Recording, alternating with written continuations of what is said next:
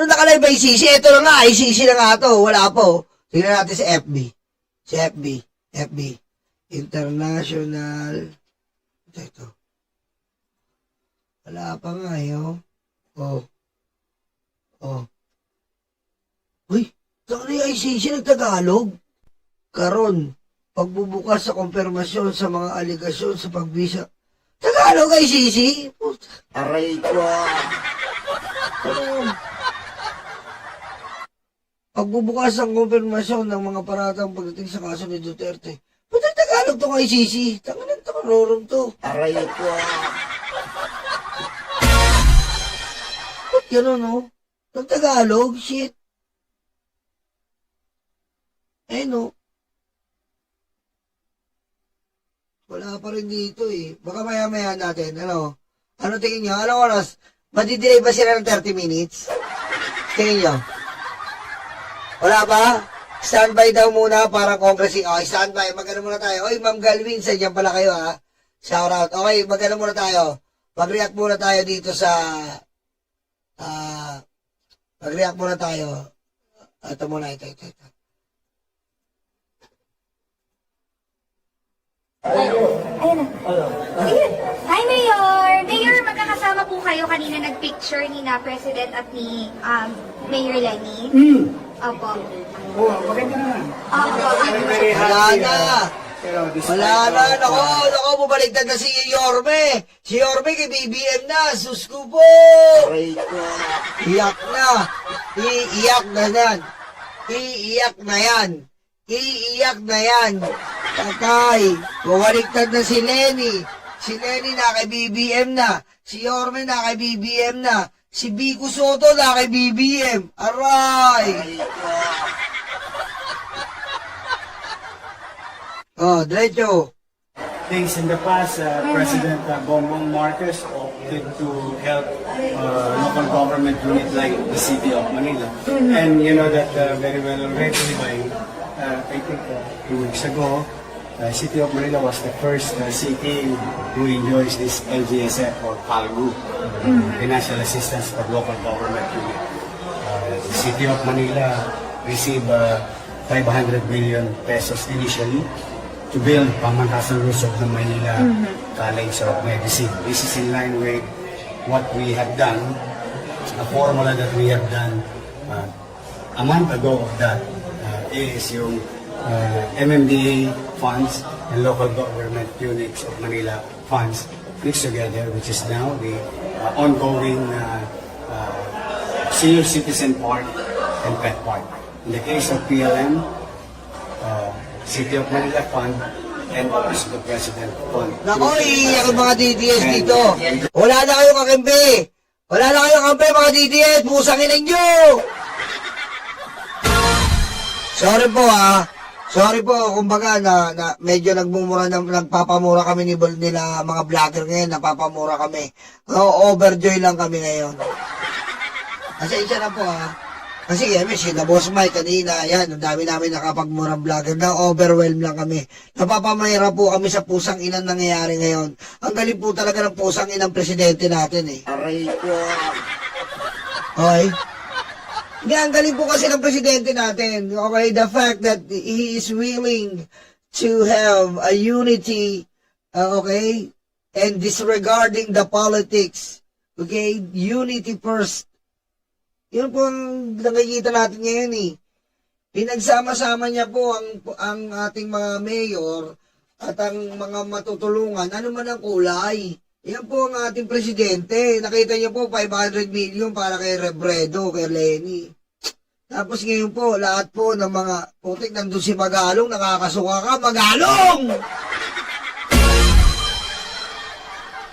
Ang pinatawag doon, mga mayor na matitino.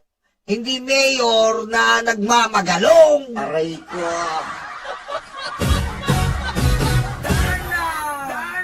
Just received 286 million pesos now, officially. We're in, this is... Biro mo, ilan yun? Nakalaban niya si Lenny tsaka si Isko. Ayun yung mga nakalaban niya. Oh. Nandun sa Malacanang. What the hell? That is unity, man. That is leadership. And that is for the people of the Philippines. Aray ko.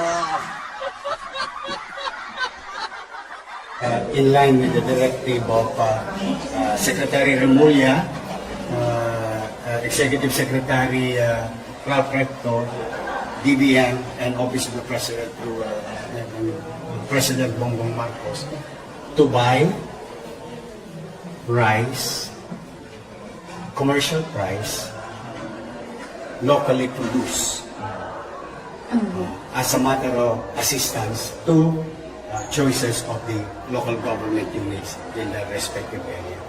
Now, you may see variables yung presyo, yung allotment, it was based on population. So we're very happy, we're very excited. I think for so long, yung aggressiveness ni President Bongbong Marcos to help local government units across the country, because this will not happen only in Metro Manila or highly urbanized city, even in municipality. I think will bear fruit later on for the economy, the local partner, to basic facilities in the country. Mayor, sorry, VP Sara announced your presidential bid and medyo matunog yung pangalan nyo and ni Mayor Lenny. Pabayaan nyo na ako dito sa Manila.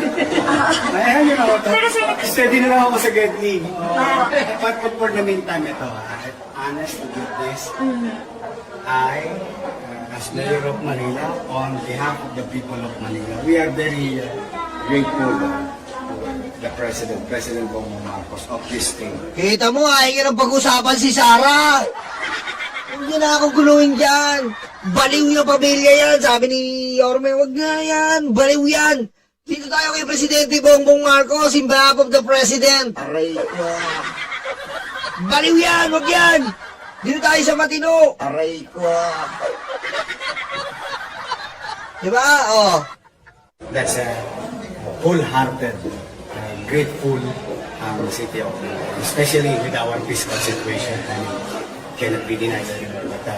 But thank you talaga. Sobrang excited. Mayor, sure. Don't start really pronounce with the Sara. Do you see this? Sa lokal lang po ko. sir, may mga kumakausap na sa inyo. Tatakbo ko. Mayor.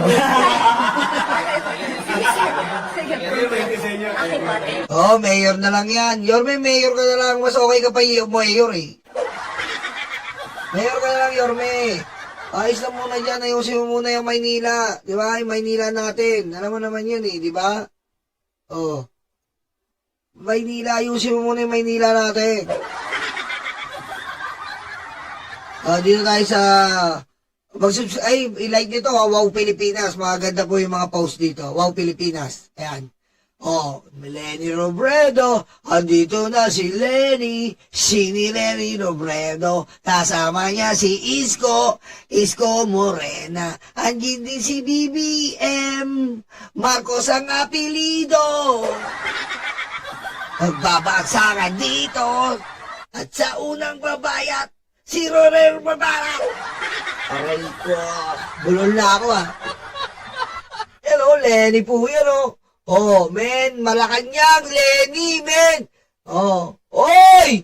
Biko Kambal Soto. Aray ko. Kambal.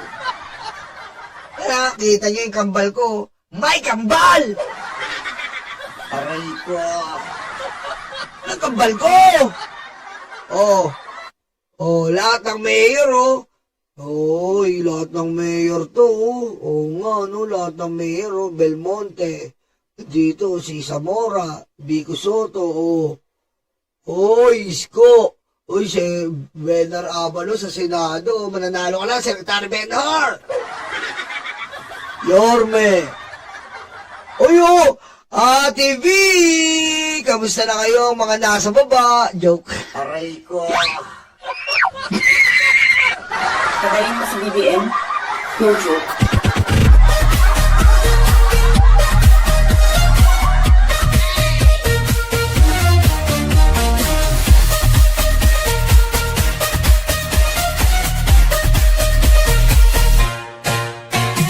Joke lang po, Ate B. Ay, wala pa rin po Wala pa rin po, hinihintay pa natin. Courtroom International. Aray ko. Wala pa. Oh, yan si Ate B, Ayan si Ate B. Oh! Nancy Binay, Nancy Binay. Cayetano. Hindi kayo lang kilala ko dyan, Zamora. Zamora. Yan. Lenny talaga. Lakas pa rin ni Lenny.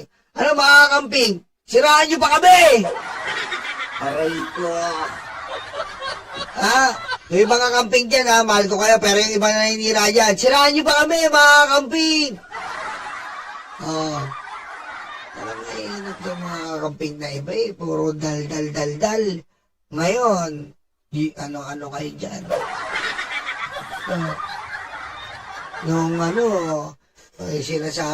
Sabi ng ibang kakamping, huwag na kayong tumigit sa mga Marcos. Huwag tayong makipag-alyansa sa Marcos. Madadamay tayo sa flood control. Tapos yung binigyan ng 500 si Lenny Robredo, ang bait talaga ni BBM. Ayos kayo mga kakamping umayos kayo mga kakamping. May kakamping na matino May mga dilaw na matino. At ang isa sa mga nire-respeto ko dyan, sino? Sentry. Kung wala lang kumparang Trillanes yung yan, potek, talagang babarat na ako Aray ko. Totoo yan, Dictus Rex. Kung wala lang kumparang Trillanes ko, may sumpahan lang kami. May sumpahan lang talaga kami ni Trillanes na walang bibigay, walang bibitaw. All rise, veuillez vous lever. Ayun na.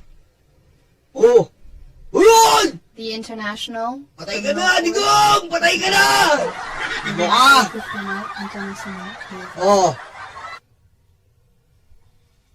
Patay na ba? Asa na ba? Patay na ba? Asa na? Please be seated. Veuillez vous asseoir. Asa si Digong? Patay na ba? Aray ko. Ilabas yun akong patay! Huwag na tayo magtagal-tagal dito! Aray ko.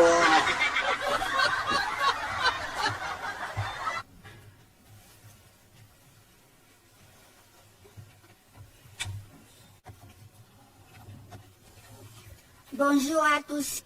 Good morning to all. I would like to welcome all those inside and outside of this courtroom. Madam Courtroom Officer, could you please call the case? Good morning, Madam President, Your Honors. Situation in the Republic of the Philippines in the case of the prosecutor versus Rodrigo Roa Duterte. Case reference ICC 0121-0125. And for the record, we are in open session. Merci beaucoup. Thank you very much. I am now going to ask the parties and participants to introduce themselves. Starting by Mr. Deputy Prosecutor. Could I please ask you to introduce yourself and to confirm to me whether the list of your team members that I received before the hearing is correct? Thank you, Madam President. Your Honours. The Office of the Prosecutor is represented today by myself. I'm Niai, Deputy Prosecutor. By my side, I have James Mirity, Case Manager. I have Mr. Julian Nichols, Senior Trial Lawyer. And behind us, we have Mr. Edward Jeremy, Trial Lawyer, Madam Robin Croft, Trial Lawyer, Madam Maria Berdenikova, Trial Lawyer, and lastly, Hannah Allen, Associate Trial Lawyer. These are the individuals comprising our team today, and I thank you.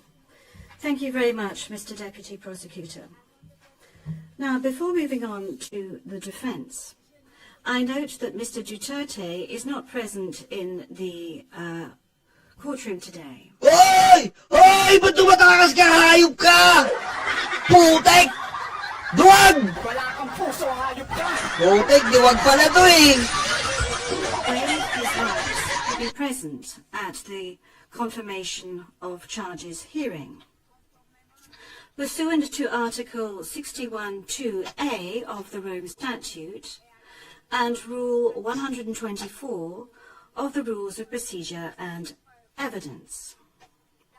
In this decision, number 387, the Chamber concluded that the conditions contained in the provisions were fulfilled, namely that Mr. Duterte has the right and knows he has the right to be present at the confirmation of charges hearing and knows the consequences of waiving this right. However, Mr. Duterte's counsel is present today to represent him. Counsel, could you please introduce yourself and confirm to me that the list of your team members that I received before the hearing is indeed correct? Madam President, good morning, Your Honours. Indeed, the list before you is correct. May I introduce my team? To my left, I have Dr. Dov Jacobs. To my right, I have Ms. Havnit Sethi. Sitting next to her is Maître Alexandre Désir-Davy. Behind him, Attorney David Rancati. Sitting next to him, Maître Sandrine de Sena. And our two further lawyers, we have Nicolas Rousseau and also Kaylin Chen. And if Your Honor will permit me, there are also Filipino attorneys who are attending and supporting us today, and I'll briefly mention their names. Maître Salvador Mediadea, who Your Honours are familiar with from the initial appearance. Attorney Martin Delgra, Attorney Silvestre Bello, Attorney Alfredo Lim, Attorney César Doulay, and of course, Attorney Salvador Panero. Thank you very much. Merci beaucoup, maître. J'ai envie de... Thank you very much, Counsel. I would like to now call upon the legal representatives of victims to present them, to introduce themselves and confirm to me that the list of your team members I received before is correct. Proceedings are represented today by Mr. Joel Butuyan, Mr. Gilbert Andres, myself, Paulina Asida, and I confirm the list of our jurists who assist us today as provided to the court officer. Thank you very much. Merci beaucoup, maître. Thank you very much, Maître Masida. Thank you. On my right, I have Judge Rain Adelaide. And I have Judge Adelaide Sophie Alapina Gansu, and to my right I have Maria del Socorro Flores Liera. And I am Julia Antonuela Motok, and I am the presiding judge in Pre-Trial Chamber 1 of the court. This hearing concerns the confirmation of charges by the prosecution against Mr. Duterte. At this stage of pre-trial proceedings, Tago lang natin, baka i-copyright tayo ni ICC. the OTP alleges that Mr. Duterte is responsible for the crimes that the court officer shall read out shortly. The Chamber shall not take any decision with regard to the guilt or innocence of Mr. Duterte during this hearing. Indeed, the role of the Chamber is to determine whether there is sufficient evidence to establish substantial grounds to believe that Mr. Duterte committed the crimes with which he is charged. If all or part of the charges are confirmed, the Chamber will refer the case to trial, where the trial chamber will decide upon the innocence or guilt of Mr. Duterte. The general principles to be applied at the hearing are as follows. The suspect, in accordance with Article 66 of the Rome Statute, the suspect is considered to be innocent until his guilt has been proven by the court.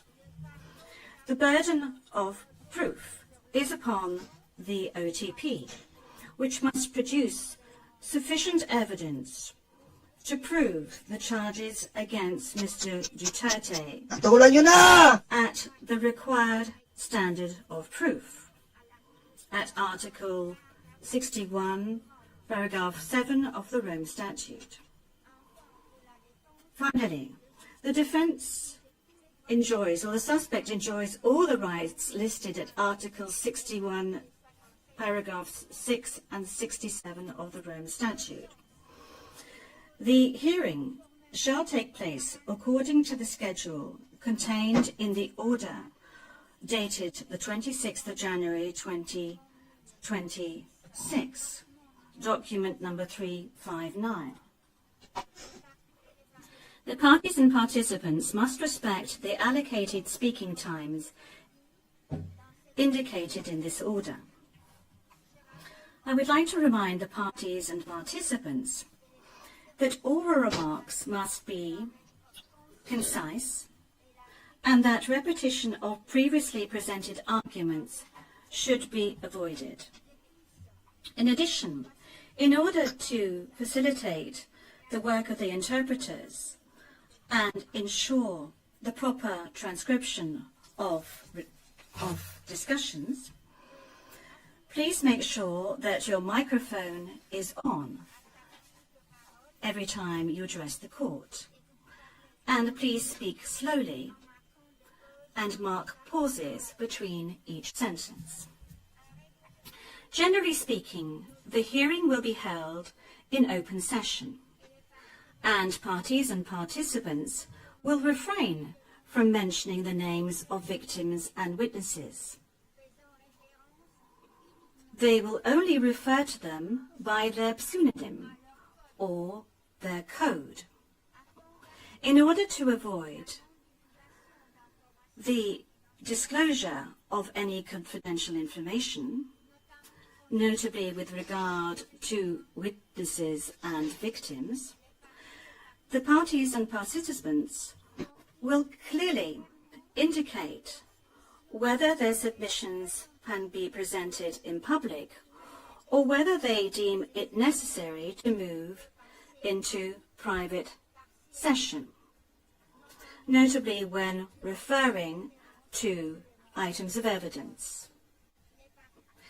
The parties and participants will clearly indicate when it is no longer necessary to remain in private session. With these rules in place, we can now move to the reading of the charges in its shortened form, indicating the charges against Mr. Duterte. The full version is available publicly on the internet site of the court. The defense has not raised any objections in this regard. I would like to remind the public that the charges that shall be read out in a few seconds comprise allegations raised by the Office of the Prosecutor that the Chamber shall decide, that shall analyze in order to decide whether the evidence presented by the Office of the Prosecutor is sufficient in order for these charges to be confirmed. Madam Courtroom Officer, would you please read the charges?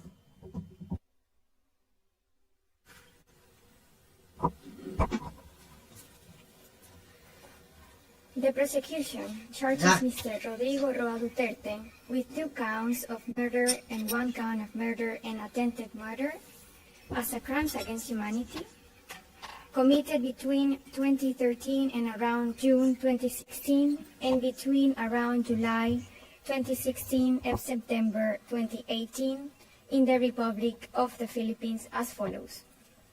Count 1.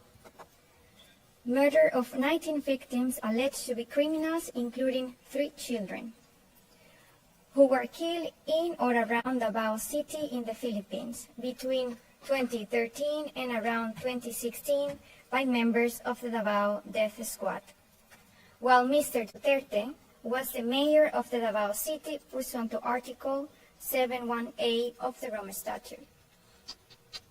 Count 2. Murder of 14 victims labeled as high-value targets for their alleged criminality, 14?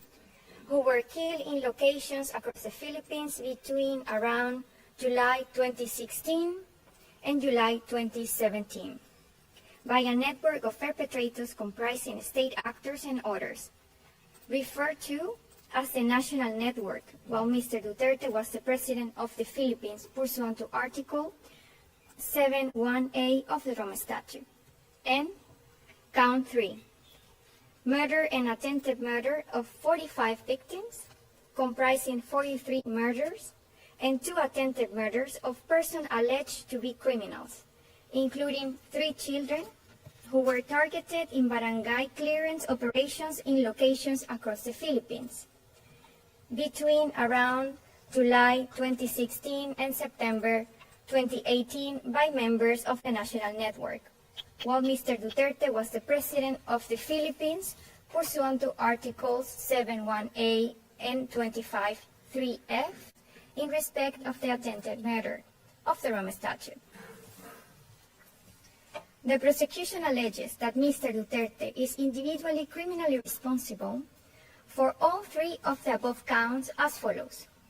First, as an indirect co-perpetrator pursuant to Article 25(3)(a of the Rome Statute. At least between 1st November 2011 and 16 March 2019, Mr. Duterte and his co-perpetrators shared a common plan to neutralize alleged criminals in the Philippines, including individuals perceived or alleged to be associated with drug use, sale, or production, through violent crimes including murder. Mr. Duterte and his co-perpetrators implemented this common plan through the hierarchically organized structures of the Davao City Police and Davao Death Squad, and then the National Network. Within the framework of the common plan, Mr. Duterte made essential contributions to the crimes in counts 1 to 3 by A. Designing and disseminating the police to neutralize alleged criminals, both in his role as a mayor of the Davao City and also during his presidential campaign and as a president, including by endorsing the anti-illegal drugs campaign Double Barrel. Nako! B. Yan Establishing and ko! overseeing the DDS. C. Instructing and authorizing violent acts, including murder, to be committed against alleged criminals, including alleged drug dealers and users. D. Providing personnel and other necessary logistic resources such as weapons, including those to be used in the execution of the crimes. E. Appointing key personnel to positions which were crucial to the execution of the crimes. F. Offering financial incentives and promotions to police officers and hitmen to kill alleged criminals. G. Creating and maintaining a system in which perpetrators knew they would be protected, including through promises of immunity and shielding perpetrators from investigation and prosecutions. H. Making public statements authorizing, condoning, and encouraging killings of alleged criminals, both as a mayor of the Davao City and as a president of the Philippines. I. Authorizing state actors to take part in the anti-drugs campaign and temporarily revoking such authorization, including to placate public outcry. J. Dami ah. Naming individuals and holding up charts from lists of alleged criminals, including so-called high-value targets, some of whom were subsequently killed. Second, in the alternative, Mr. Duterte is charged with ordering and/or inducing the charged crimes pursuant to Article 25(3)(b of the Rome Statute and/or aiding and abetting these crimes pursuant to Article 25(3)(c) of the Rome Statute.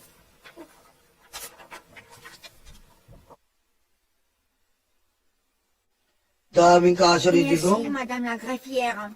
Daming kaso ni Digong, kaya may puta di kinamay, di puta. Under Rule 122, paragraph 3 of the Rules of Procedure and Evidence, the Chamber notes that the defense submitted a number of written observations, and the last of which was on the 16th of February 2026, to which the OTP and the legal representatives of victims responded, respectively, on the 17th and the 18th of February 2026.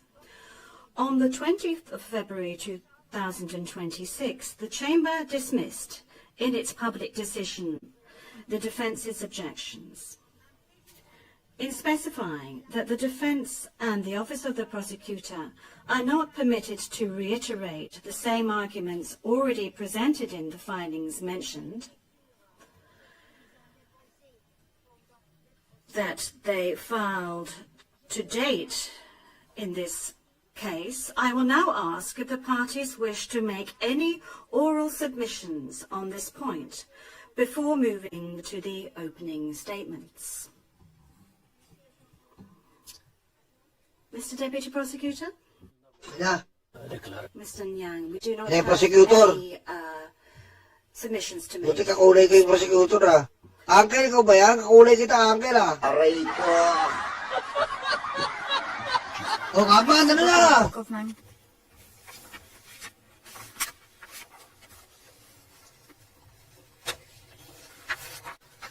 Donc on peut maintenant passer à la phase. So we can now move on to stage 2, namely the opening statements, and I hand over to the Office of the Prosecutor. Yeah. Mr. Deputy Prosecutor, please. Hello. Madam Uncle, President, go. honorable member of the bench, all those following these proceedings inside the courtroom and outside, and especially those in the Philippines. Today marks an important day for international justice for the people of the Philippines, for the victims, and for this court. The commencement of the confirmation hearing against Mr. Rodrigo Roa Duterte is a reminder of the court's unwavering commitment to its mission to investigate and prosecute individuals for the most serious crimes of concern to the international community and to bring justice to the thousands of victims of the mass crimes and atrocities perpetrated in the Philippines. It is also a reminder that those in power are not above the law. Your Honors,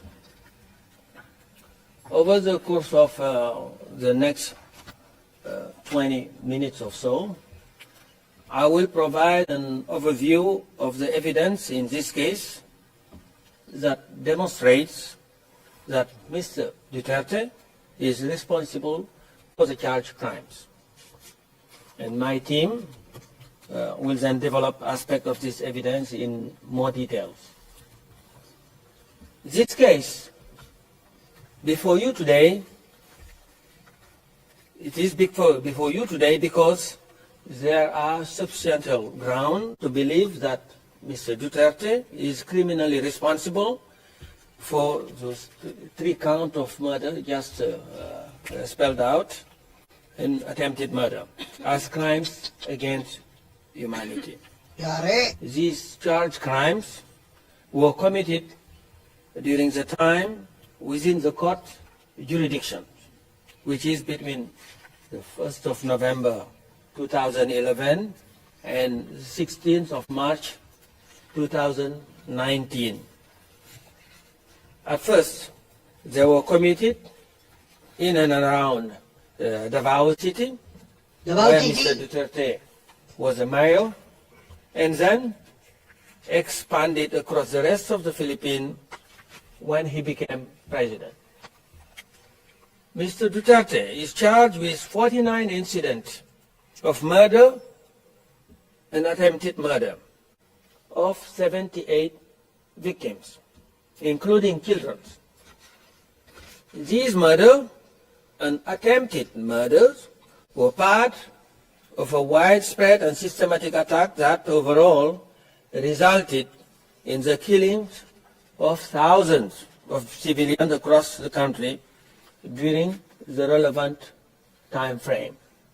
Thus, the charged incidents are merely a fraction of the overall criminality that resulted from Mr. Duterte's so-called war on drugs. What is Mr. Duterte's core contribution? Your Honors, Mr. Duterte played a pivotal role in the commission of the charged crimes.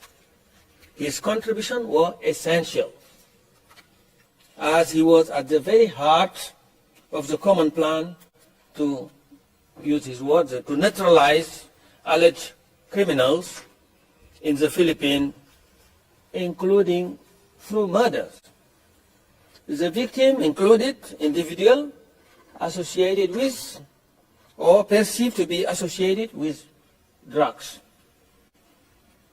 One of the first things Mr. Duterte did when he became the mayor of Davao back in 1988 was to create the infamous Davao Group. Death Squad, Death Squad. otherwise known as DDS. BTS, Utak Luka.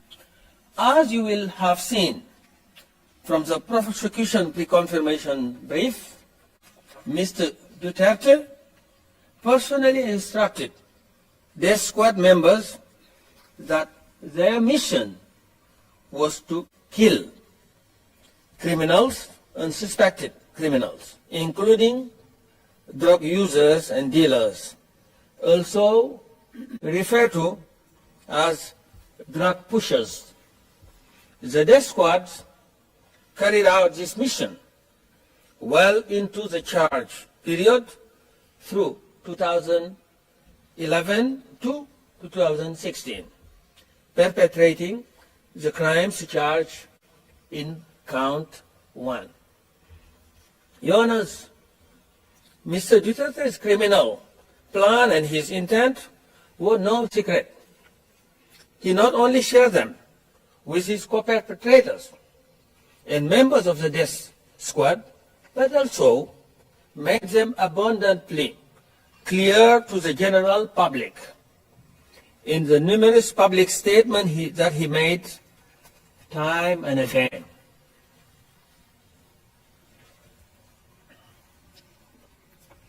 During his presidential campaign, Mr. Duterte explicitly vowed to implement the common plan to neutralize alleged criminal nationwide if elected. This was his program to be elected.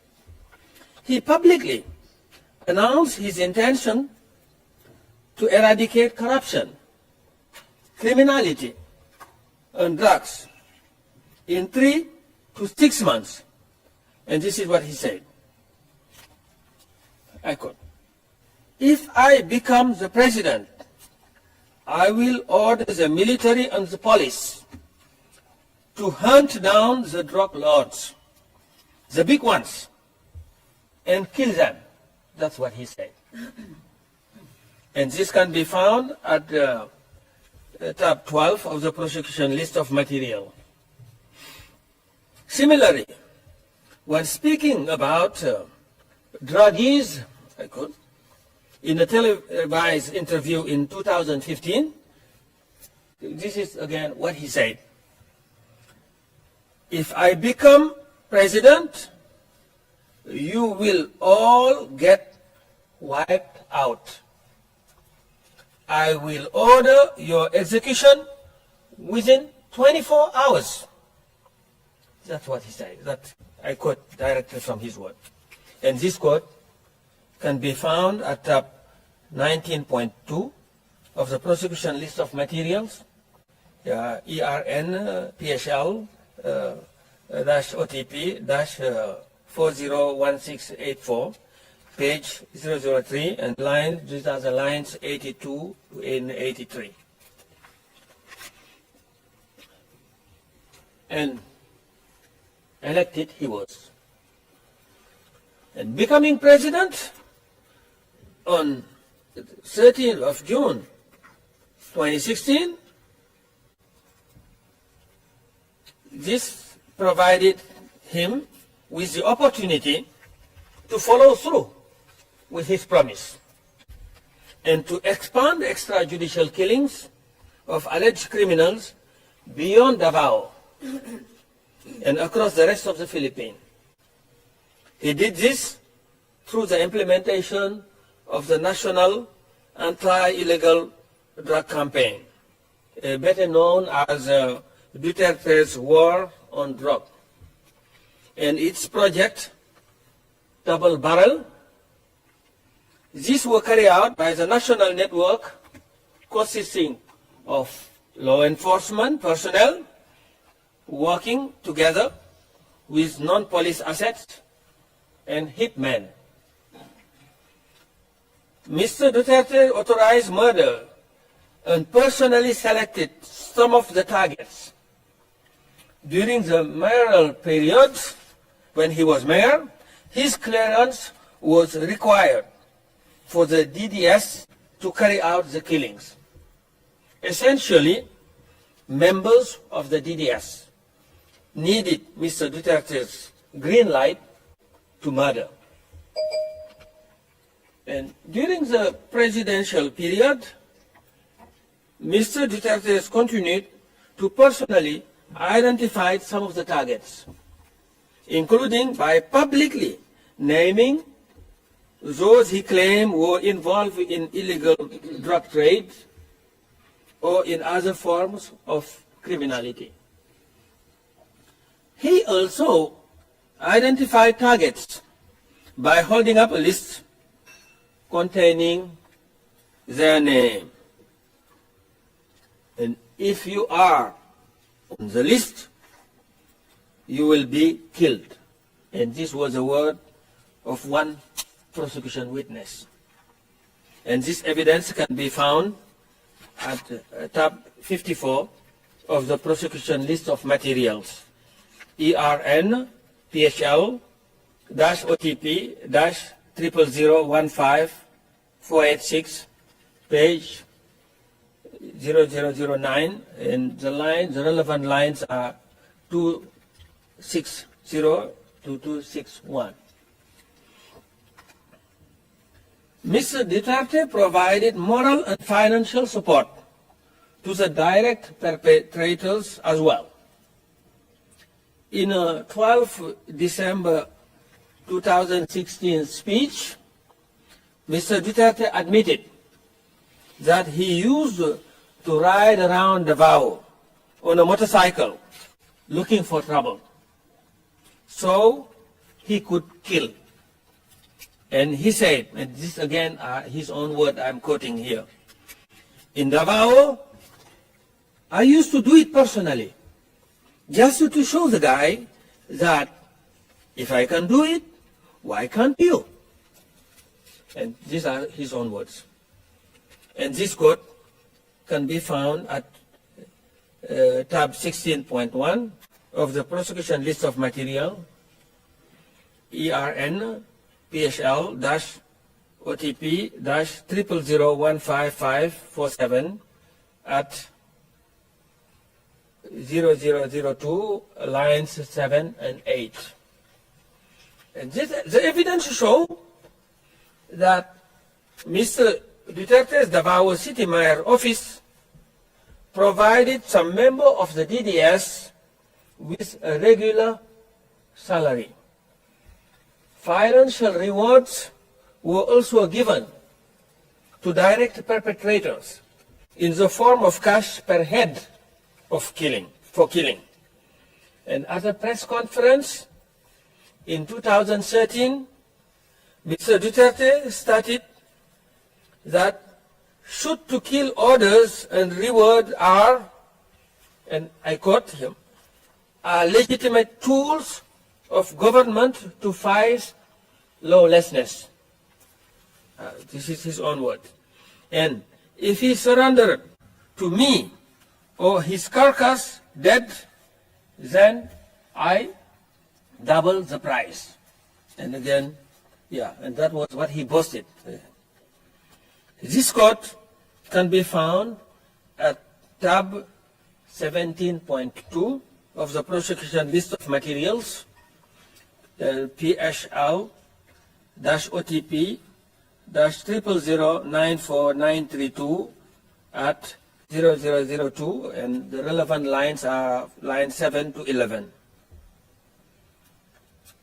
Deaths of drug personalities killed in anti-drug operation were endorsed by Mr. Duterte's administration and listed as official accomplishment in public reporting. Your Honors, as you will have the confirmation brief, Mr. Duterte also provided the direct perpetrators with weapons, ammunition, and logistical support to facilitate the commission of the charged crime. And he also had control, wide control over those crimes. And let me now turn specifically to that control. As mayor of Davao and later as president of the Philippines, Mr. Duterte wielded ultimate influence and authority over the physical perpetrators of the crimes. As mayor, Mr. Duterte was chief executive of the Davao city government, with responsibility for exercising general supervision and control over all its activities. He had formal operational supervision and control over National Police Unit in Davao. As creator and head of the DDS, he also had de facto control over the death squad's members. When Mr. Duterte became president on the 30th of June 2016, he sat at the very apex of the political power structure in the Philippines. He became the head of state, head of government, and commander-in-chief of all armed forces of the Philippines. He also became the leader of the country's police forces. This level of authority allowed him to wield de jure and de facto control over those implementing the common plan nationwide. Mr. Duterte's control over the crime is also apparent from his ability to interrupt their commission when he so chooses. And as outlined in our reconfirmation brief, he successfully suspended police anti-illegal drug operation on 2 occasions following public outcries in response to particularly notorious killings. On both occasions, the number of reported killings dropped significantly during the suspension, showcasing his control. So when he asks people to act, they act.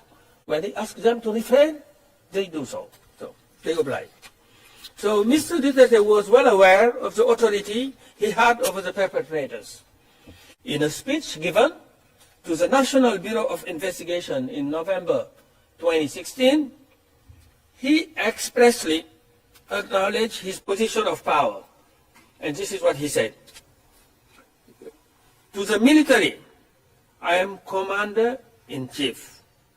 On the civilian side, I am the Chief Executive of the government. And when talking about the police, this is what he's saying. They are my subordinate, and I am ultimately responsible for their deeds. And these are quotations, and they can be found at tab 131.2 of our prosecution list of materials at ERN-PSL-OTP-00095-679, page 0004, and the relevant lines are from 131 to 134. And the direct perpetrators complied with Duterte's order and respected his authority. Mr. Duterte was respected by the physical perpetrators. He was feared, and his order and instruction were obeyed. One insider witness explicitly says that the police killed, and I quote, because of the directive of the president. This is what the witness said, an insider.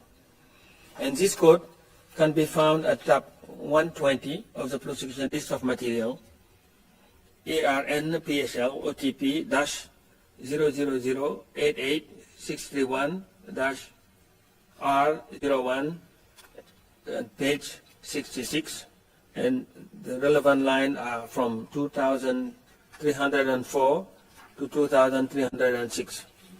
And this statement is corroborated by other statements we are also provided. And some direct perpetrator complied because of their blind loyalty to Mr. Duterte. Some did it out of fear, and others were encouraged to comply by promises of money and rewards. For some, killings reached the level of a perverse form of competition, with effort to attain killing quotas, which in turn would lead to promotions and rewards. Others felt there was no other choice but to comply, with one insider explaining that it was simply not possible to not obey Mr. Duterte's command. And this is also from an insider witness. And this evidence can be found at tab 51 of the prosecution list of materials, ERN-PSL-OTP-001-5403 at page 0008 to 0009, and the relevant line here is from 240 to 245. Direct perpetrators were further emboldened to commit crime by Mr. Duterte's repeated promises of immunity. In various public statements, Mr. Duterte vowed to protect the police involved in killing. And this is what he said again. For as long as there is a power to pardon in the Constitution, that's my weapon against crime. If you massacre 100 and there are 100 of you, then you will all be pardoned. Restored to full political and civil rights, plus a promotion to boot. It's like that, especially the high profile. And this quote can be found at tab 130.2 of the prosecution list of materials at ERN-PSL-OTP and 50336 at page 0010. Such statements reassure the physical perpetrators. One insider described that he felt confident to continue killing people because he knew that he wouldn't be arrested for that. And this evidence can be found at tab 38 of the prosecution list of material, ERN PHL-OTP-0001-2779 at page 0005, and relevant lines are from 130 to 131. Ang haba nung kaya, no? Your Honors, let me now say a few words about the contextual elements. The 78 murders and attempted murders that Mr. Duterte is charged with in this case were not random. These were not random crimes. Nor was they spontaneous or happened in isolation. Rather, the evidence demonstrates that they were part of a widespread and systematic attack directed against the civilian population of the Philippines. The murders and attempted murders were carried out across the Philippines and over a substantial period of time. Overall, Duterte's so-called war on drugs resulted in the killings of thousands of civilians from the 1st of November 2011 to the 16th of March 2019. Patay ito. And many of these victims were... Excuse me, counsel, you have 5 minutes left. Okay. Yes, were children. Patay na to. The victim of extrajudicial killing charge in this case were brutally murdered, some after having been abducted and mistreated. Unlike Mr. Duterte, who is represented by his counsel here today, they were deprived of any form of due process. The loss of every single one of these victims had the most profound impact on their families, their friends, and ultimately their communities. Their suffering was met not merely with Mr. Duterte's indifference, but with his mocking.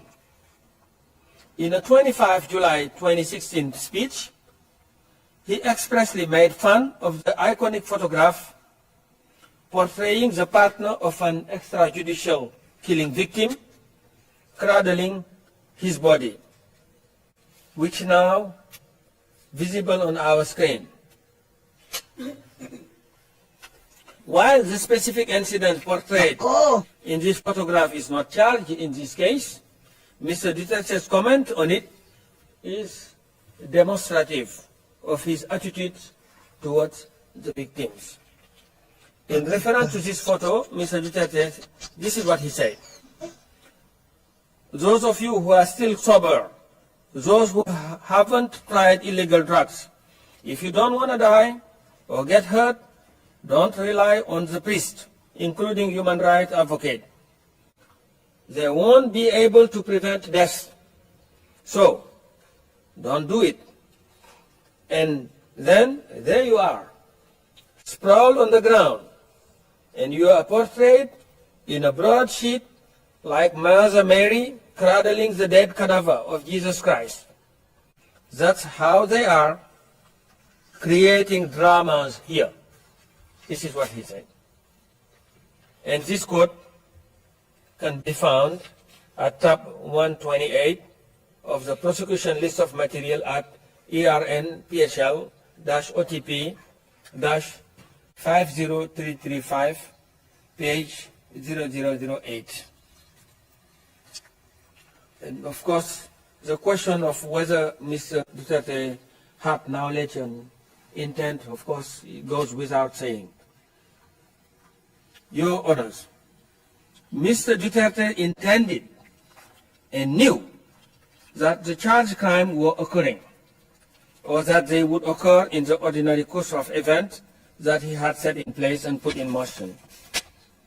His intent and knowledge are shown by the multiple statements he made throughout his mayoral and presidential tenure, promising to reduce crimes by killing alleged criminals, promoting the common plan, and urging police and even members of the public to kill alleged criminals. As detailed in the prosecution reconfirmation brief, and as Your Honor will hear in the course of my team's presentation, Mr. Duterte also made statements directly acknowledging allegation of extrajudicial killings by his subordinates and issued written order showing he knew about the crimes they committed. Your Honors, the prosecution relies on significant and varied sources of evidence to demonstrate that substantial ground exists to believe that Mr. Duterte is criminally responsible for the crimes.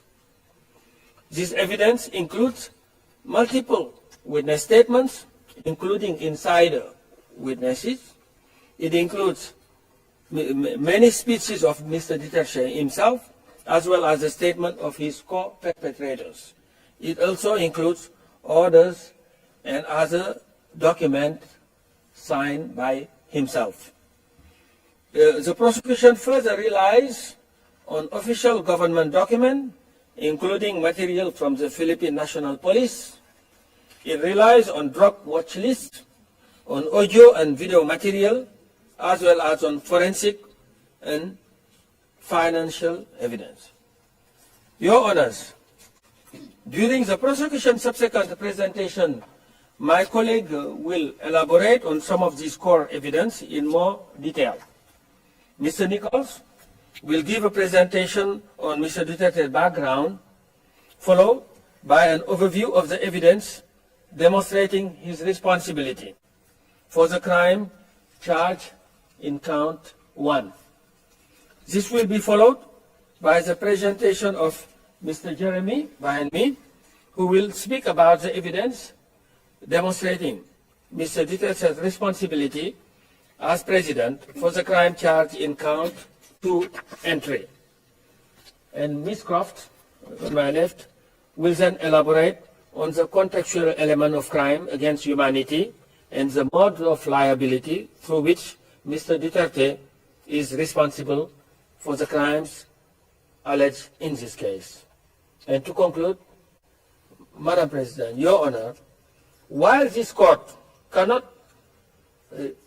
reunite victim with their loved one, it can help reveal the truth about what happened to them and bring a sense of justice to the victim. The charge before you today are serious, and the evidence submitted require their confirmation. And Mr. Duterte must be held to account, and this case should be confirmed for trial. I thank you very much. Naku, umiiyak na isang judge, tangin na kadigong, tapos ka na. Umiiyak na isang judge, tangin na ka, tapos ka ngayon. Now we are slightly in advance on our schedule. I will now hand over to the legal representative of victims for her opening statements until 11. And after that, continue. Please proceed, ma'am. Na, umiiyak isang judge, tangin na kadigong, tapos ka na, alikabok ka ngayon. Ayop ka.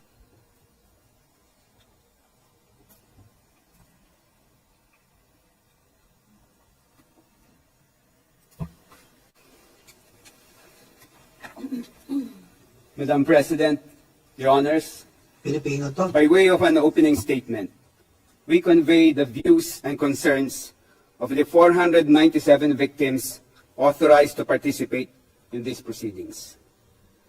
At the outset, Your Honors, we communicate the very deep disappointment of the victims at the decision allowing Rodrigo Duterte not to be present in this stage of confirmation of charges. The sight of Mr. Duterte being read and being confronted with the grave and horrible charges against him would have constituted a vital component of justice for the victims. This case symbolically represents the last boat that the victims can board to go on a journey in search of justice for their loved ones who were brutally killed upon the orders of Mr. Duterte.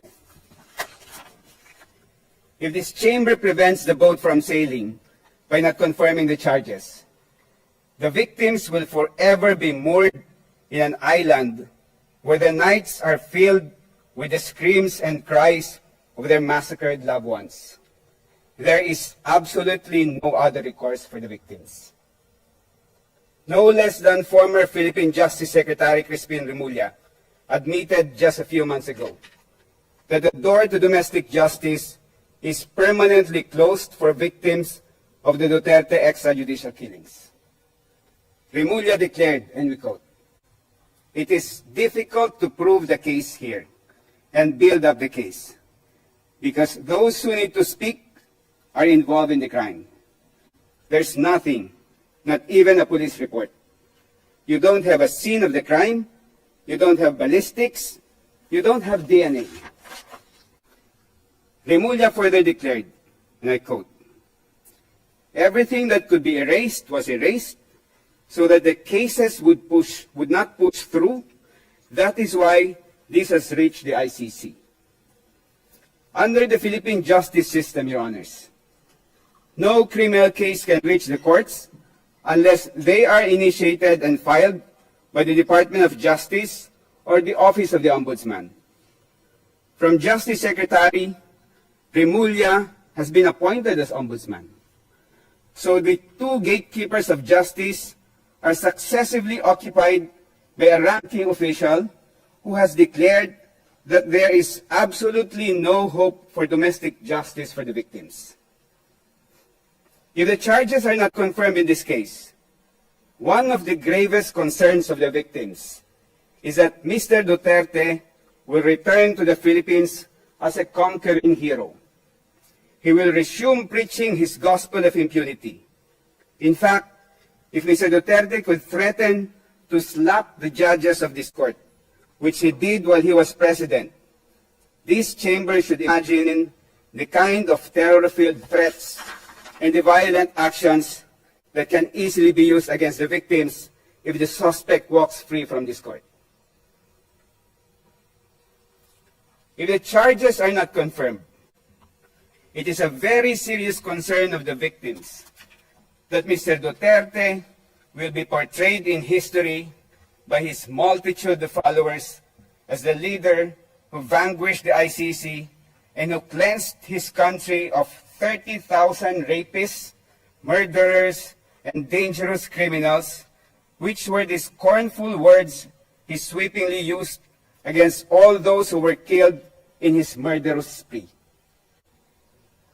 Your Honors, Mr. Duterte has been in detention here in The Hague for almost a year now, but there has been no peace and rest for the victims. From the time their loved ones were killed and continuously up to this time, they lived in constant fear for their lives. The arrest and detention of Mr. Duterte has not stopped impunity in the Philippines. The virus of impunity that he spread all over the country has become a cancer that has metastasized, infecting millions of Filipinos. Mr. Duterte has created clones of himself. He converted millions of peace-loving citizens into bloodthirsty disciples who have become converts to the belief that violence and killings are valid solutions to societal problems.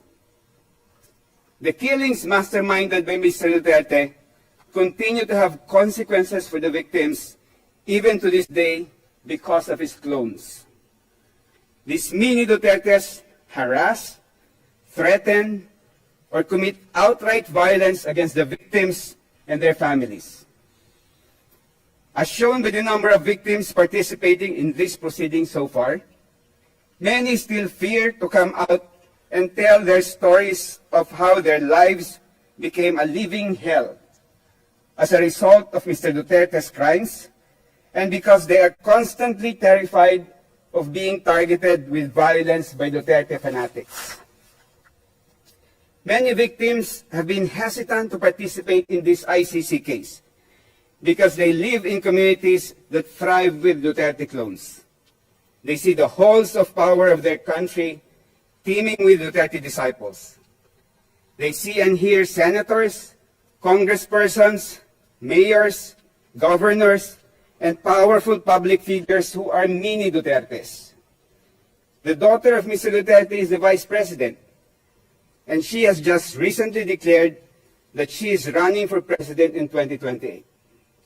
One Duterte son is a congressman, another is the Davao City mayor, and his grandchildren occupy positions of power. The plague of impunity has spread not only among Filipinos in the Philippines, but even among expatriate Filipinos in faraway lands like here in The Hague. When we reported to the victims that we, their external legal representatives, feel like fugitives. Apologies, counsel, it's 11 o'clock.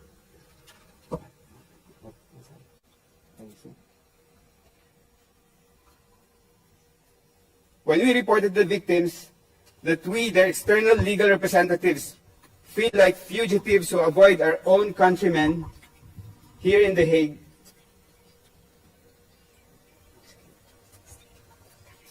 Merci beaucoup.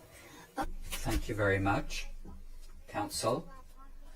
We will now take a half-hour break as provided for in the schedule, and you shall resume your remarks at 11:30. These are the rules that are set in the schedule, which was set in paragraph 18 of the decision.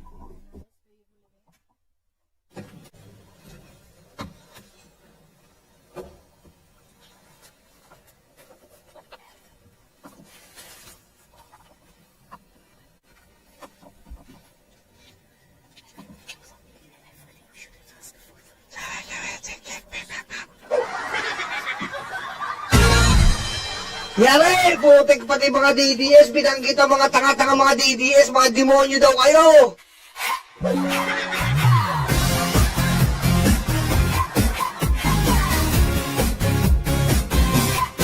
Mura ng mura, putang ina, pati Diyos tinapon niya. Nakakulong na ang satanas, ang may ugaling balasuba.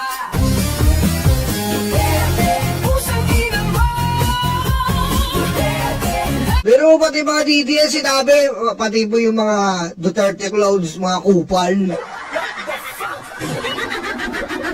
Putik oh, ano ka ngayon, ayop ka? Lahat na sinabi mo ngayon, binalik sa'yo, kupal. Oh, pati lahat sinabi, pati mga pare, binabastos. Pati yung mga judge, sinabi, yung judge kayo po. Sabi ni Digong, sasampalin daw kayo sa mukha. Aray ko. Putek, ano didepensa mo ngayon? Oh, pati yung yung tinawanan niya na tinawanan niya yung namatay yung anak, yakap-yakap. Tinawanan niya pa yon. Oh. Anong sabi niya doon? Anong sabi niya? Marami pang magiging ganyan kapag nagano kayo. Oh, ngayon, oh, yan, patay. Ginamit sa kanya. Aray ko. Putek, yari ka ngayon, Digong. Sabi ko sa'yo, mamamatay ka dyan na dyan. Yung mga tao dyan, yung na umaasa makakalaya si Digong, huwag na kayong paasa, mamamatay na yan dyan. Ano ba naman? Putik, tayo pa maglulokon dito eh. Anong tsansa niyan lumayat? Ano yung isang dyan sumiiyak na? Fuck you, Digong. Sabi, fuck you, Digong. Fuck you. Narinig yung isang judge, puto, umiiyak, men. Umiiyak, namuluha na isang judge. Minumura si Digong, putik sinabihan mo, sasampalin mo yung mga judge. Oh. Yung idol ng mga DDS, pusang ina mo, hindi ka naman lumabas, oh. Oh, akala ko ba sasampalin mo, tatadya ka mo ng ICC, ngayon hindi ka lumabas, pusang ina mo. Sorry sa word, ha, pusang inan to, eh. Patayin mo sa BBM? No joke.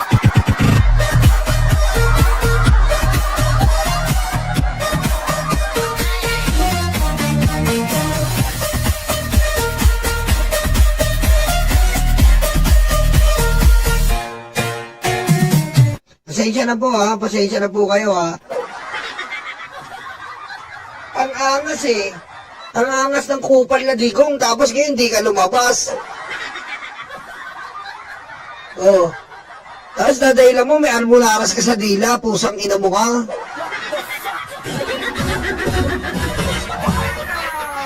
Oh. O di ka lumabas ngayon, nakala mo matapang yung pusang inang hero nyo, may almularas sa dila ngayon, kupal! Aray ko. Oh. Hindi ka lumabas ngayon. Tangina mo eh. Nung nakaraan, may habang-yabang ka, nasa laya ko, nandiyan nga, ano, kukupal-kupal ka ngayon. Tangina mo ka. Aray ko. Aray ko.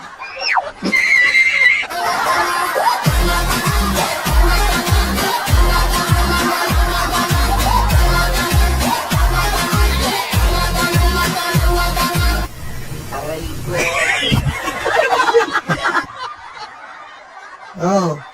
Ano, hindi ka makalabas ngayon. Nagkaalmuranas ka sa bibig, kundi ka naman tamul-lumul. Aray ko. Oh. Wala na mga DDS, yan ang mabubulok ng kupal na tatay nyo, mga ayop kayo.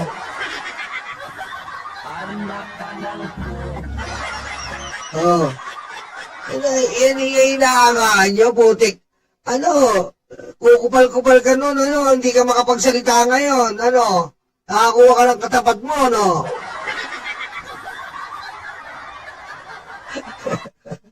Kuha ka ng katapat mo. Ano, tatadya ka yung ICC. Hindi ka magpakita, hayop ka. Aray ko. Hindi ka makaparap dahil sa tadya ka mo ICC, hayop ka, oh. Ina, nagkaroon ng... Alam ko yung Almorana sa puwet, eh. Tinubuhan si Digong sa dila ang pusang inan to, eh. Aray ko. Ano kaya mga DDS? Kamusta na?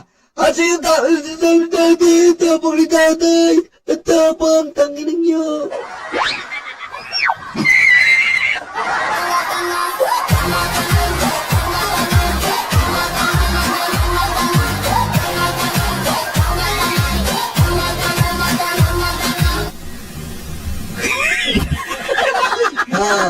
Yung mga ama talaga matapang, hindi umaatras. Pag nasa katotohanan ka, hindi umaatras. Tandaan nyo po, dapat nandyan siya. Nandyan po siya dapat. Bakit? Confirmation of charges niya yan. Kailangan ipakita niya na hindi totoo yung binibintang sa kanya. Kailangan panindigan niya na hindi totoo yung ginawa niya. Kailangan panindigan niya, hindi yung inaasa niya sa abogado. Bakit siya nang tatago? Nahihiya siya sa kakupalan niya, katarantaduhan niya. Oh. Nahihiya siya. Kasi, bakit? Wala nang pag-asa, diyan ka na mabubulok, pusang ina mo.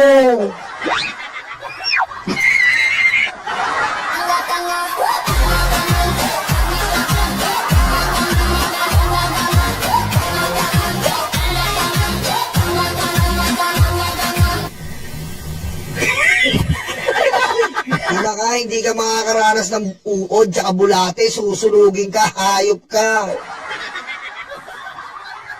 Oh, diyan ka na susunugin, hayop ka. Pag sinunog ka dito, pag uwi ng garapon mo, babasagin namin, kupal. Aray ko. Stupid. Alam mo, pag inuwi yung garapon mo, Maipag-agawan kami sa airport para mabasag namin yung hayop ka. Kailangan walang matirang alaala mo. Walang matirang alaala mo dahil demonyo ka. Aray ko. Ina ka. Walang dapat maalala sa'yo dahil pag naalala ka, puro ka ka-demonyo ha, puro ka krimen, puro ka droga, puro ka finger, puro ka kantot.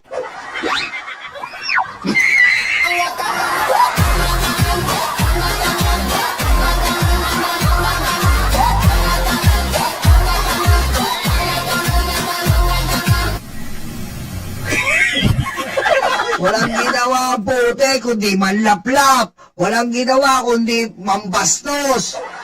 Walang ginawa kundi magmura. Putik, walang parapatawa dyan. Panginoon Diyos, wala, Jesus, Santo Papa, Presidente, walang patawad sa kanya at minura niya. Lahat kaya niya eh. Lahat kaya niya, putik na to. Pati Diyos kaya niya rin. Pati pa Presidente, kaya niya. Pati Santo Papa, kayang-kayanan niya. O ngayon, ICC. Nga. Hindi na mo. Ano ka ngayon? Puro ko daldal ka lang eh. Yung mga tiga-Davao, puro ngak-ngak lang. Matapang lang pag may nakabakod. Yung mga tiga-Davao. Diba? Yung betlog, mas malaki yung betlog kaya sa etits.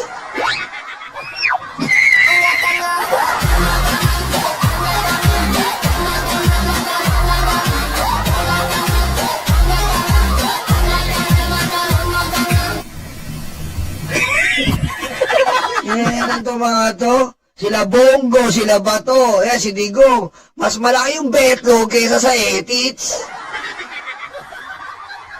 Inangina nyo. Puro kayo dati ang aangas nyo. Ngayon, hindi kayo makaubra, tatago-tago kayo lahat. Aray ko. Hintayin nyo. Yung si Bato, wala na. Si Bongo na. Si Bongo, naka-monitor talaga doon. Hindi inag-aabang kung may dadakip sa kanya. Ngayon, wala na. Wala na, hindi na kayo makaubra. Ilan nyo. Puro kayo,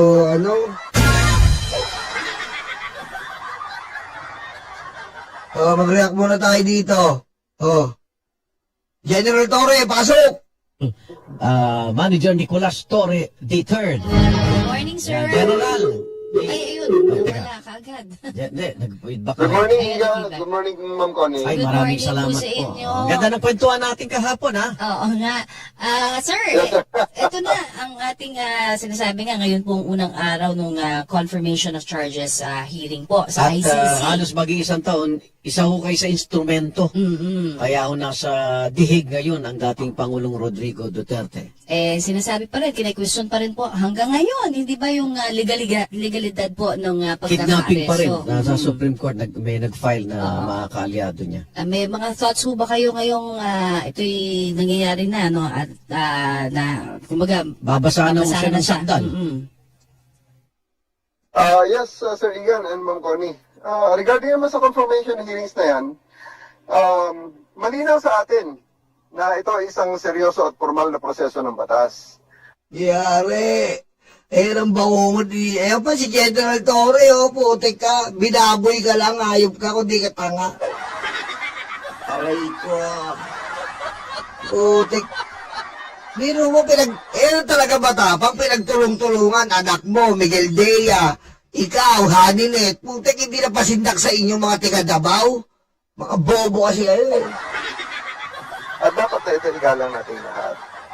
Yung papel ko naman doon sa pangunguna ng pag-aresto at pagpadala kay former President sa Hague, ginawa ko lang naman yon bilang pagtupad ng tungkulin. Tama! Professional, dahil sa batas, walang halong personal na motibo. Ang papel ko lang ay patupad ang batas at hindi husgahan ang kaso.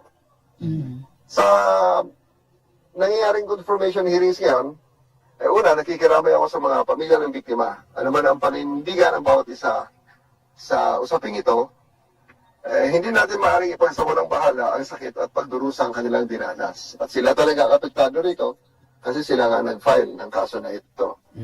Ang mga ganitong proseso ay, alam natin, hindi madali. Ngunit ito ay umiiral upang mabigyan ng pagkakataon ng lahat na marinig sa ilalim ng batas. Tama! Well, ang thoughts ko lang talaga dyan, ang mahalaga ay masunod ang due process, manatiling patas ang pagdinig, at hayaan na gumana ang mga institusyon ng malaya at walang influensya politikal. So, sa ngayon, yan po ang mga nasa isip ko regarding sa confirmation hearings. In essence, ito ay isang part lang na talagang part ng proseso na dapat talagang mangyari at para mabigyan ng pagkakataon ng lahat ng partido na may labas ang kanilang mga saloobin, ang kanilang mga depensa o ang kanilang mga hinaing. Opo, wala kayong pagsisisi sa pagtupad nyo ng tungkulin nyo 1 year ago, General? Yes! Hindi po, wala ho. Eh, talaga ho, ang sinabi ko kanina, yun ay wala namang walang halong personal na motibo. Yun ay professional lang, utos ng batas, at yun ay kailangan dapat gawin. Pero after nakatanggap kayo ng hindi magagandang salita na hanggang ngayon yata, ano? Talagang ayaw kayong patawarin ng kanilang mga supporter. Wala naman tayong question dyan dahil tanggap natin na talagang may kanya-kanya mga opinion regarding that matter. Pero in this case, the opinion ng mga huwes ng ICC na naglabas ng warrant, that's the one that matters. And now, kung para ma-overturn ang opinion na yan, meron naman silang pagkakataon, meron silang mga high caliber, highly paid, and highly placed lawyers na ginagamit para sa kanilang depensa. So, they just do their best dahil ang prosecution naman may sarili rin namang dala ng mga ebidensya laban sa kanila. Yes! Ako naman, dahil napag-usapan po natin kahapon din, hindi ba talagang wala pa rin tigil, no? Mismo yung mga threats, death threats po sa inyo hanggang ngayon. Death threats dyan? Oo. Papaano ho ba nyo balak na ito'y harapin? May mga legal ho ba kayong hakbang? Anong gagawin po ninyo? Natural lang lahat yan. At the threats, lahat naman, dadaan at dadaan dyan Isang beses mo lang daan na naman yan So, at the end of the day, yan lang naman ay parte na... At least, death threat lang kay General Torre. Sinigong death!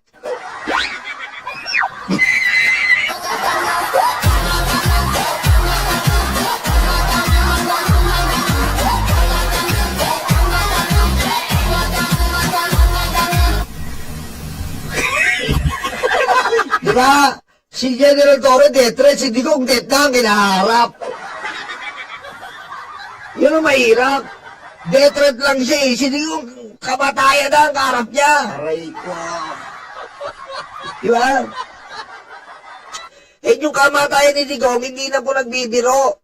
Nasa mga pintuan niya na. Sinusundo na siya, inaamoy-amoy na siya ng mga uod. Diba? Nagpapaliksaan sila ni Jason sa mata-mataya.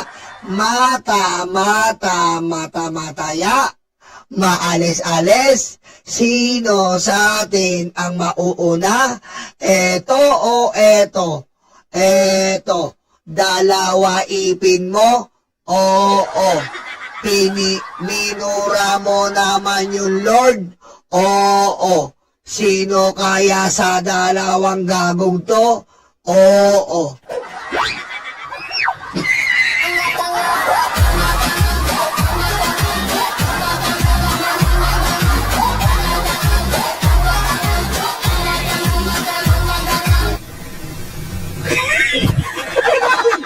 ng trabaho, kasama sa hazard pay yan dati.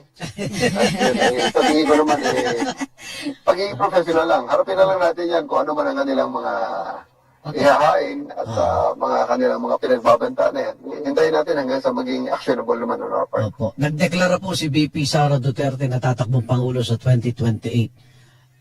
Kung mananalo siya, anak ko siya nung pinakulong o nadala sa dihig dahil sa inyo. Ngayon ba, nag-iisip kayo kung anong preparasyon meron kayo na baka pag nanalo po si VP Sara, ito nga, nakakatanggap na kayo doon sa mga supporter niya? Ay sa akin, ang batas ay batas at ang tama ay tama, ang mali ay mali. Yun na naman ang didiinan natin palagi. Ever since naman consistent tayo dyan. Okay. Yung pong reaction nyo, kasi di ba yung mga co-perpetrators naman po na napangalanan, sabi nga, talagang sila naman ay todo deny na sila may involvement dito. What are your thoughts? Kasi syempre si Pangulong Rodrigo Duterte on the other hand, sinasabi niya na wala naman din siyang pagsisisi dahil ginawa niya yun dahil bilang pangangailangan ng mga panahon na iyon. Ano ho ang inyong reaction dyan? Yun na nga eh. On one hand, nakikita natin na mismong sabi ni former President Duterte, I am proud of my legacy and my service to my countrymen around the world. Diba? Eh, kaya nga eh, yung service to my countrymen, bakit ngayon parang ang kanyang mismong kaalyado ang nagsasabi na hindi sila involved sa kung ano man yung service na sinabi niya na yun. Yeah, so, it's quite perplexing na minsan makapag-isip tayo na proud nga yung pinaka-principal pero ngayon pag tinanong mo ang mga kaalyado niya na ngayon ay supposedly kasama niya sa pag-implement nung service na ito na sinasabi niya na kanyang legacy, na kanyang kinararangal at proud talaga siya sa service at legacy na ito. Eh bakit lahat ng statement ng kanyang mga kasamahan, hindi sila involved at wala silang alam. Diba? So ano ba yun? Ano ba talaga? Hindi naging proud naman yung mga kasamahan niya. Baka ito ba'y pagtalikod ba? Tingin ninyo? Ano po? Ito ba'y pagtalikod ba doon sa sinasabi po ng Panginoon? Kasi parang taliwas na taliwas ang kanila pong wala daw silang alam. Oo. Sweet sense, thank you Well, it is what it is. Nasa sa atin ang mga haka-haka at mga opinion regarding that matter. Basta ang sa akin nandiyan is that I did my part. Nangailangan ng implementation ng warrant na yun bilang pagtugon sa utos ng isang competent body na recognized ng bansa natin during the time that the incidents being na pinagreklamo ay ginawa. Kaya sa akin, I did my part and I did it with professionalism at walang personal na motibo kundi talagang pagsunod at pagkalima lamang sa duty. Okay, eto tanungin na namin kayo sa trabaho mo ngayon na bago, MMDA GM. Ano po paghahanda natin sa People Power Revolution Anniversary sa February 25? Nako, yan, si General Torre, gusto ko lang sabihin sa General Torre, tuloy mo na yung pagka-vice presidente mo. Aray ko.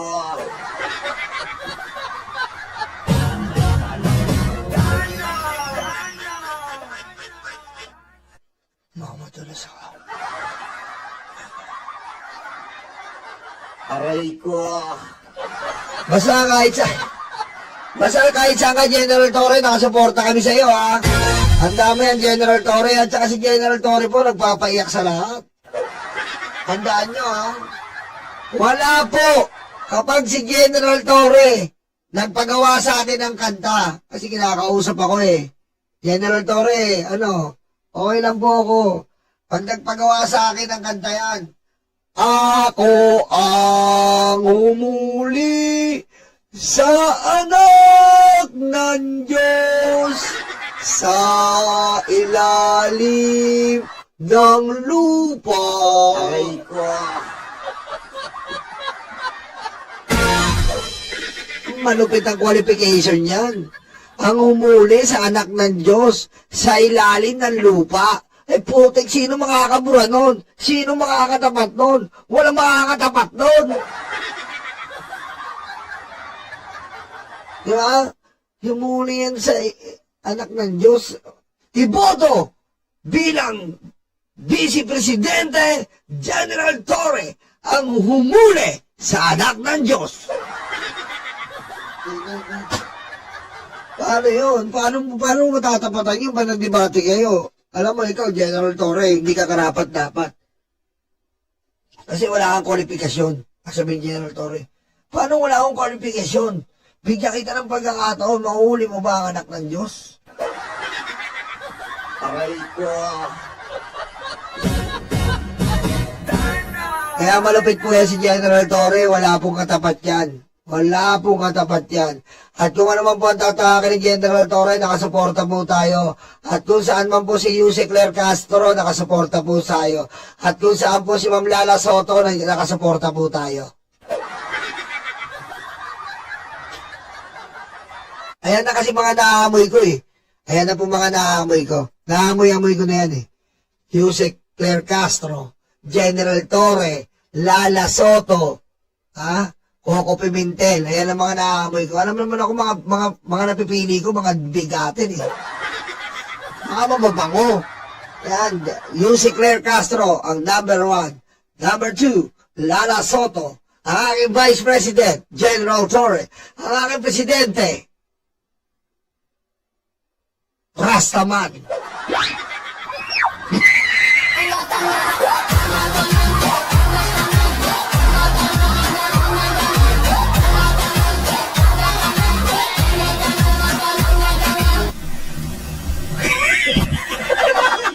Shoutout kay Rastaman ha. Rastaman, shoutout. Posible kang manalo ngayon. Ang kalaban mo lang si Sara Duterte. Napaka mahina. Rastaman, may pag-asa ka. Alam mo kung ipiliin ako? Rastaman o ano? Sara, Rastaman na ako eh. Aray ko. Ako si Rastaman. Rastaman naman na hindi nang iiwan na Rastaman.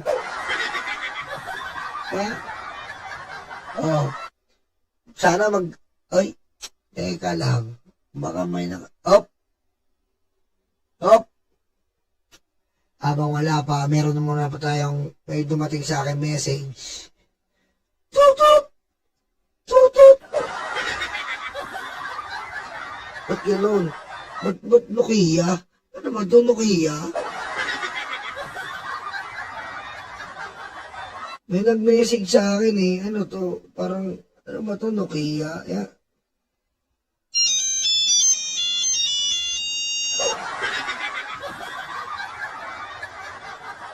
Ba't gano'n? Nokia? Ba't gano'n to? Nokia? Ba't gano'n to? Aray ko. Ba't gano'n? Ba't gano'n to ringtone ng ano natin? BBM? Ba't ganito yung Viber natin? Aray ko. Anong iya to? Kaya babasahin ko lang ha. Oh, may message pa. Aray ko. Ang gara na ito. Ang gara, ano kaya ringtone? Aray ko. Sino gusto chismis dyan? Chismis! Press Nanay Christy. Sino gusto chismis? Habang naghihintay tayo dito, chismisan muna tayo. Sino gusto chismis dyan? Chismis, type Nanay Christy.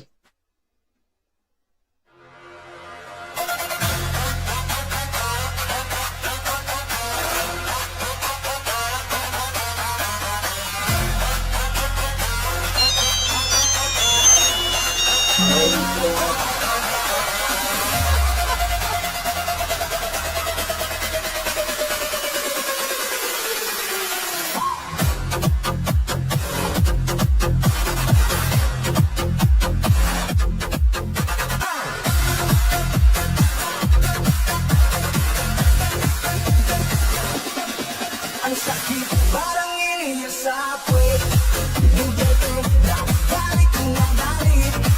Umasa, nababalik ka ng mundo. Okay, nandyan na, mamaya na. Mamaya na chismis, nandyan na. Pero napahiya ang mga siraw no. Iyak si Kubeta.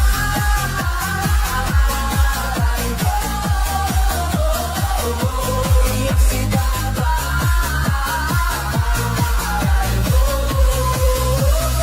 Okay, sige, chismis muna tayo. Habang naghihintay tayo.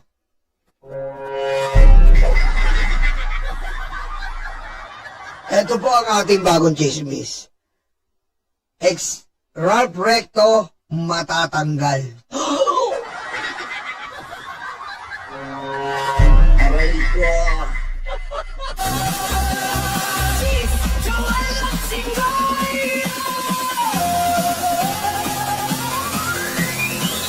Kukulong na tayo. Ang mga tuta. Pabatayin na sila pare. Ugaling ahas mga hulata. Ayun kaya ang ikit bulaga. Ang mga tuta.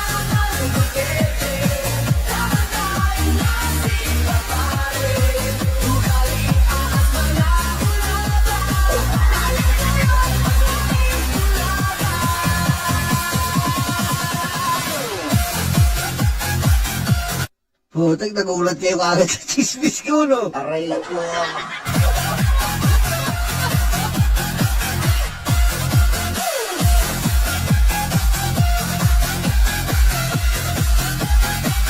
Ang title po yan, Itbulaga. Mag-like muna kayo, buti ilang oras na tayo dito. Naglulukuhan lang tayo yata rito eh. Mag-like kayo, naglulukuhan na lang yata tayo dito eh. Huwag na tayo magganito. Bumalik na tayo sa salambok. Aray ko.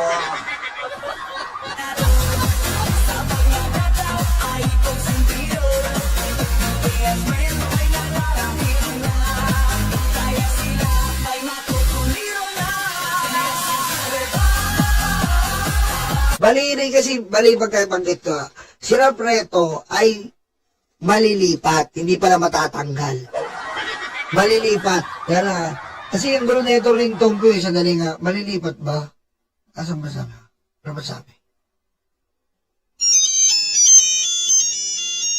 Aray ko. Si Ralph Recto ay posibleng malipat. Bakit? Aray ko.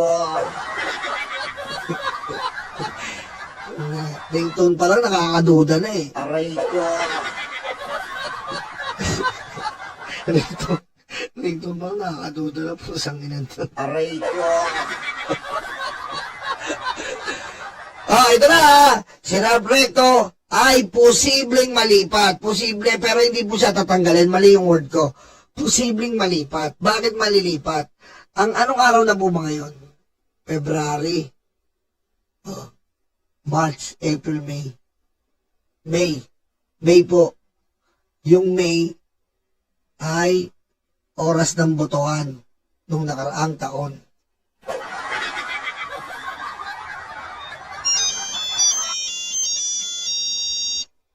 Kasi malapit na matapos yung 1-year ban. Oh. Aray ko. Okay. Tapos,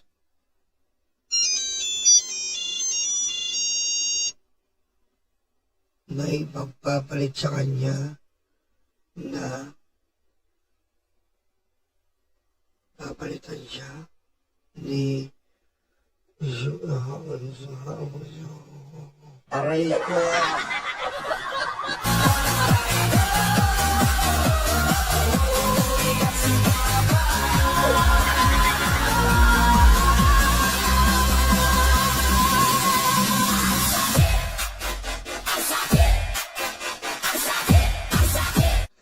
papalitan siya ni papalitan ni ano to?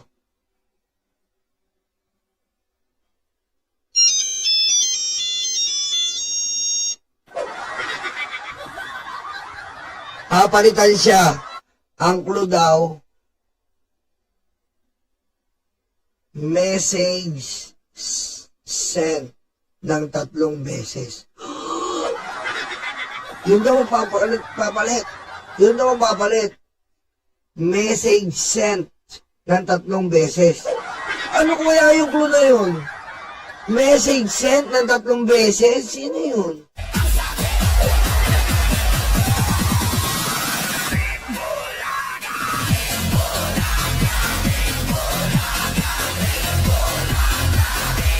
Parang ang yun ang clue. Message sent 3 beses. Yun.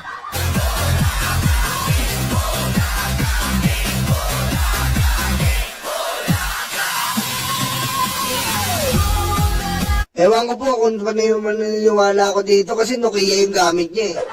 Nadududa ako. Kasi Nokia po yung gamit niya. Parang ganon. Diba? Nokia yung gamit niya. Addictus Rex. Ayan ka na naman. Ayan na. Hindi ko umihinga na. Umihinga. All rise. You believe it?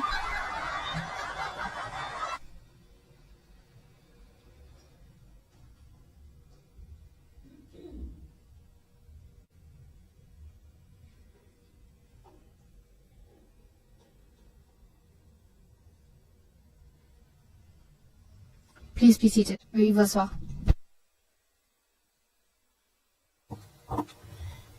Bonjour, Judge Motok. Hello again. Counsel, you can continue because we were interrupted by the pause. Over to you, legal representative for victim, please. Thank you, Your Honors. I was in the process of explaining the spread of impunity in the Philippines, and I will resume, Your Honor. The plague of impunity has spread not only among Filipinos in the Philippines, but even among expatriate Filipinos in faraway lands like here in The Hague.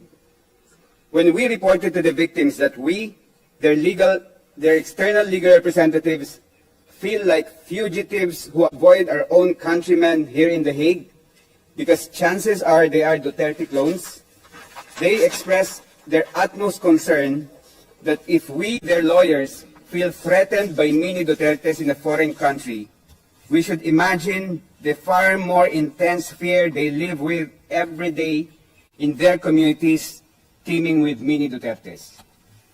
The victims also wish to convey that if the judges of this honorable chamber can be subjected to online harassment by Duterte clones, we should imagine the level of vulnerability the victims are exposed to in their poor villages. Your Honors, there is only one solution to stop the impunity propagated by Mr. Duterte from continuing to bring harm and suffering to the victims. And that is for this honorable chamber to confirm the charges so that witnesses can testify and evidence can be presented on the horrible crimes committed by Mr. Duterte. The testimonies and evidence presented will inoculate these mini Dutertes from the virus of impunity that has infected them.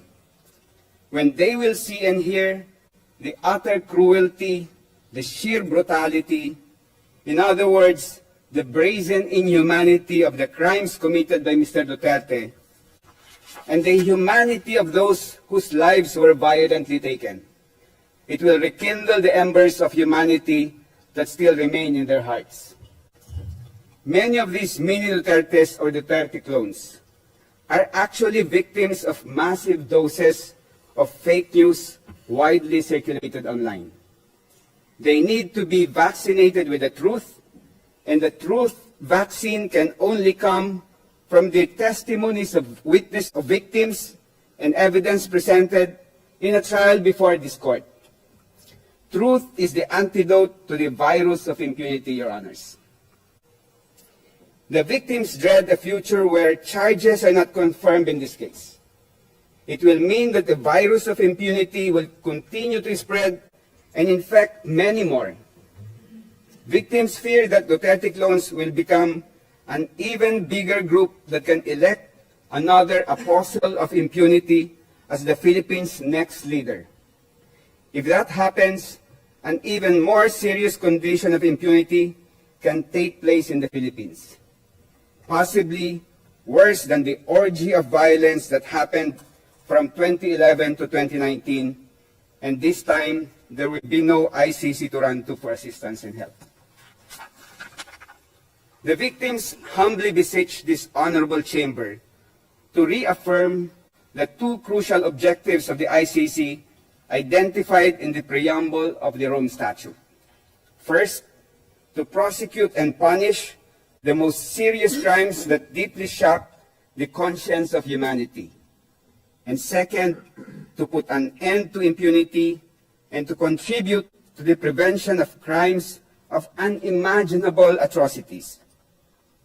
If this chamber confirms the charges, this court will achieve its first objective of prosecuting and, if convicted, punishing Mr. Duterte for the unspeakable crimes he is charged with. But achieving the first objective will not automatically make this court attain its second objective. Merely putting forward the evidence gathered and the theory of liability of the prosecution will not necessarily resolve the second objective. This court should allow victims to testify, and the record of the proceedings must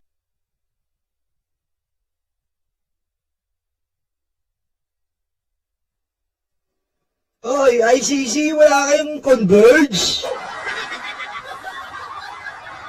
Reflect the harrowing experiences of those impacted by against humanity. It is the brutality. In other words, the utter inhumanity of the crimes masterminded by Mr. Duterte. So that the people who adore and idolize him, the people who have become disciples of impunity, will see for themselves the inhumanity of the suspect. For this to happen, the charges should all be confirmed. The virus of impunity that has spread all over the Philippines is very grave and serious, Your Honors. Imagine a leader like Mr. Duterte, who proudly and publicly proclaimed his aspirations of following the footsteps of Adolf Hitler when he said, quote, Hitler massacred 3 million Jews. Now there are 3 million drug addicts. I'd be happy to slaughter them, unquote. And yet, he is worshipped by a huge number of Filipinos. In so many countries, you will need to hide your adoration of Hitler. Mr. Duterte flaunted it, and his fanatics are unaffected by it. Mr. Duterte has pronounced so many other horrible declarations meant to promote and encourage impunity, as it will be detailed tomorrow by my colleagues. And yet, he is idolized by a multitude of Filipinos. The defense will claim that he was merely bombastic and acerbic when he made these statements. But if he were merely being pompous and flippant, the people who were killed should be alive and laughing today at his supposed pranks and stunts. Mr. Duterte did not only order the mass killing of people suspected of being drug personalities, Your Honors. He smeared them with accusations of being rapists, murderers, and dangerous criminals. Mr. Duterte imposed an inflexible condemnation that if you are a drug personality, you are automatically a dangerous criminal who has engaged in unimaginable atrocities. The families of those killed did not only suffer the loss of a loved one, their families were even disgraced with being associated with a rapist, murderer, or dangerous criminal. Even after their loved ones were murdered, many families were subjected to deplorable injustices. Instead of gunshot wounds as cause of death in their death certificates, families were shocked to see pneumonia, heart attack, stroke, sepsis, and other false causes of death that were instead written down. Other families were charged substantial amounts, sums the impoverished families could not afford, just to retrieve the bodies of their loved ones from the funeral parlor who were suspected by the families of being in cahoots with the police officers. Some family members were even arrested and imprisoned by police officers on false charges and for the purpose of preventing them from complaining. In one particular incident, Your Honors, a young man and his common-law wife were sleeping in their shanty when men in civilian clothes knocked down the door to their house. The men dragged the wife out of the room. The husband was already surrendering, and he even started to strip naked to show he had no drugs or firearm on his body. He said in the Filipino language, "Sir, malinis po ako, maghuhubad ako, sir." Translation in English, "Sir, I am clean. I will strip naked, sir." Still without mercy, the men shot and killed him. After killing the husband, they arrested the wife and accused her with falsified and non-bailable charges. When the deceased mother and cousin went to the police station to find out what happened to the young man, because they were not in the scene of the crime when it happened, the two were also summarily arrested and charged with fabricated crimes.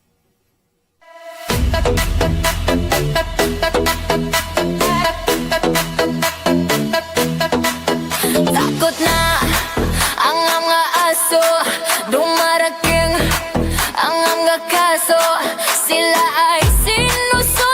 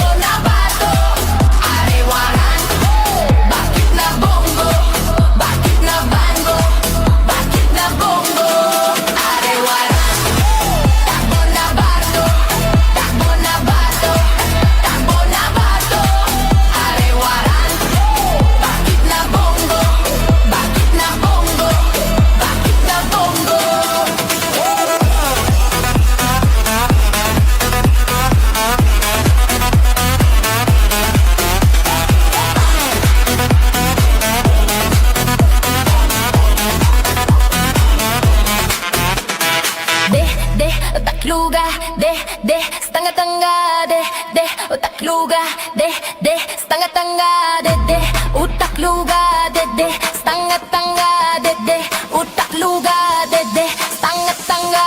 De, stanga-tanga. De, stanga-tanga. De, stanga-tanga.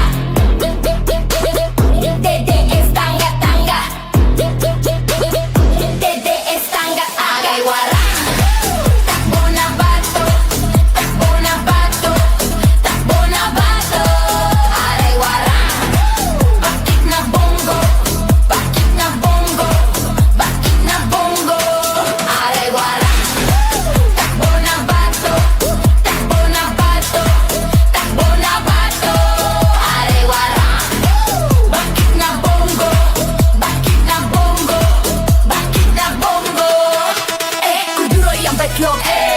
Tatay yung karton, kuduro yung betlog, tatay yung karton, kuduro yung betlog, tatay yung karton, kuduro yung betlog, tatay yung karton.